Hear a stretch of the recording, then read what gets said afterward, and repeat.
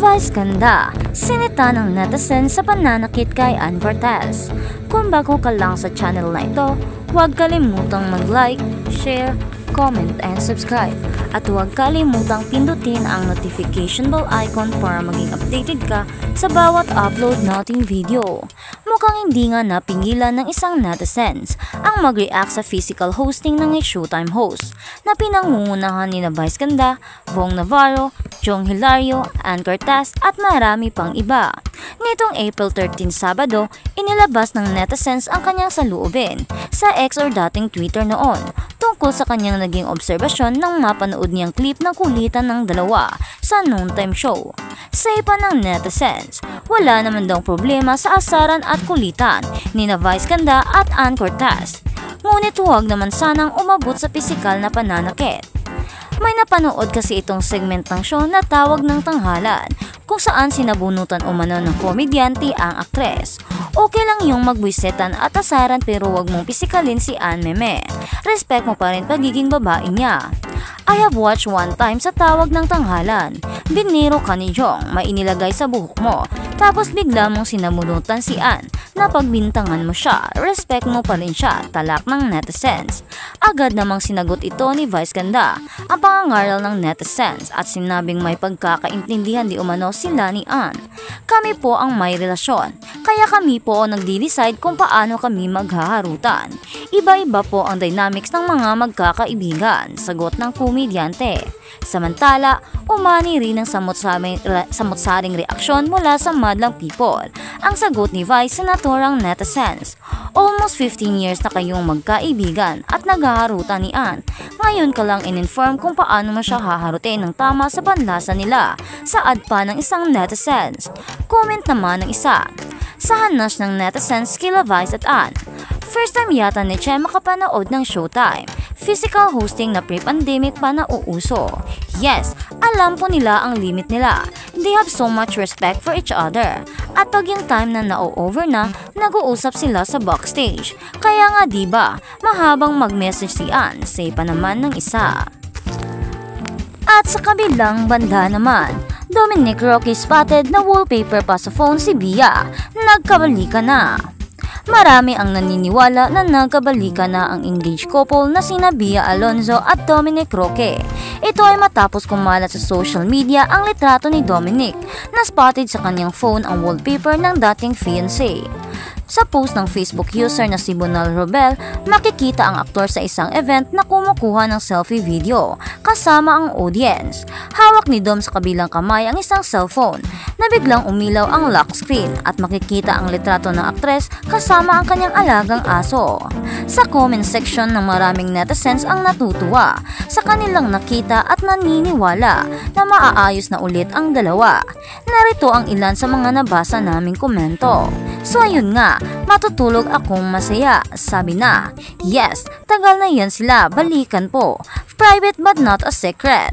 Sana all we know wallpaper. Maliban pa riyan, usap-usapan din ang recent Instagram post ni Dominic. Nakabilang ang picture ng 4 baby ni Bia na nakahiga sa couch. Dahil dyan, mas tumindi ang chismis na mukhang naging okay na ulit ang dalawa. Magugunita noong February 11, inanunsyo ng dating couple ang kanilang breakup matapos kumalat ang mga chismis patungkol sa sexualidad at social status ni Dom. Some even confirmed our breakup without our consent, and some created ridiculous stories that had no basis and were utterly false. So we felt the need to share this announcement with great sadness for our peace of mind and our families, saad sa joint statement ng dalawa na ibinandera sa Instagram. Kung maaalala, bago ang announcement ni Bia at Dom ay nauna na itong kumpirmahin ni Boy Abunda sa kanyang programang Fast Talk. Taong 2021 nang ibunyag ng dating celebrity couple ang kanilang real score. Then after 2 years ay ang kanilang wedding engagement. Habang sa kabilang balita naman, Bia suot uli ang engagement ring nakipagbalikan na kay Dominic. In fairness, marami pa rin ang hopya na na magkakabalikan sina Bea Alonzo at Dominic Roque matapos silang magkahiwalay at i-cancel ang kanilang engagement. Biglang ang nabuhayan ang fans ng ex-couple nang biglang mag-viral sa social media ang litrato ng kapuso aktres na suot daw uli ang kanyang engagement ring. Kaya naman ang tanong ng netizens, totoo nga kayang nagkabalikan na sina Bea at Dominic at tuloy na rin nga ba ang kanilang naunsyamang kasal? At kasunod nga nito, bumaha ng comment sa IG post ni Bea at halos lahat ay natutuwa at super na excited dahil feeling nila ay nagkaayos at nagkabalikan na ang celebrity couple. Wow! Suot nang makakatulog na ako ng mahimbing. OMG, sinong nakapansin dito? Yung ring.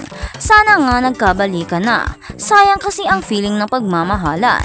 Feeling ko sila talaga ang itinadhana. Love them. Hoping for the best. They still love each other. I can feel them. Pero may mga netizens na naglabas ng resibo na old video na raw ang kumalat sa SOCMED kung saan mahaba pa rito ang hair ni Bea. Meaning, throwback video na raw ito. Kinunan daw ito noong magjowa pa sina Bea at Dominic. May ilang fans naman ni Bea ang nagpost ng isa pang video kung saan shorter na si Bea at suot na uli ang engagement ring nila ni Dom. Ibinandira ni Bea at Dominic noong July 2023 ang kanilang engagement. In fact, pinaplano na nila ang kanilang kasal na nakatakdasan ng mangyari ngayong taon. At sa kabilang balita naman, walang balikat. Bea Alonzo binasura ng mga photo, video nila ni Dominic Roque sa IG. Matapos mabuking o pinalandakan ni Dominic Roque na si Bea Alonzo pa rin ang wallpaper niya sa cellphone. Bigla-biglang nag-delete naman ng mga photo nila ang actress. Sa Instagram ni Dom ay makikita pa ang mga photo at video nila ni Bea tulad noong January 1, 2024. May video pa rin sila sa wall ni Dom na kuha noong December 27, 2023. Masisilip pa rin ang video nila ni Bea na kuha noong November 22, 2023, pati noong November 21, October 17 at 18, at syempre noong October 4. Meanwhile, sa IG wall naman ni Bea ang mga photo at video nila pati mga kasamahan sa ABS-CBN noon na sina Catherine Bernardo, Maha Salvador, Cherry Corsales, Piolo Pascual, John Lloyd Cruz, Mr. Johnny Manahan at pamilya niya ang masisilip mo. May mga photo rin sila na kasama si Carla Abiliana, Dimple Sermana, Dennis Telio at iba pa. Pero ni Anino ni Dominic ay wala na. Kahit ang engagement nila ni Dom noong July 2023 ay burado na rin. At syempre, halo-halo naman ang reaksyon ng mga funny. Oh no, this is it, deleting Dom from all her posts. Move on na rin kayong mga fan. Parang deleted na pictures nila ni Dom, di ko na makita. Nagbura na si Bea ng pictures and video. Wala na yata ang mga pic ni Dom sa Instagram ni Bea. Dinilit na yata niya. Mabuti naman para hindi na magpi-feeling yung isa. Good job, Bea. Deleted na ang mga pictures nila ni Dom. So proud of what you did today. Bea, one up at a time. Nakakapagod ipaglaban to si Bea. Hayaan mo na to sa nanay niya. Mayaman ka nga, malungkot naman ang buhay mo dahil wala kang maayos na karelasyon. Mentally ng bukol. Bakit niyo ba pinipilit si Bea kay Dom nyo?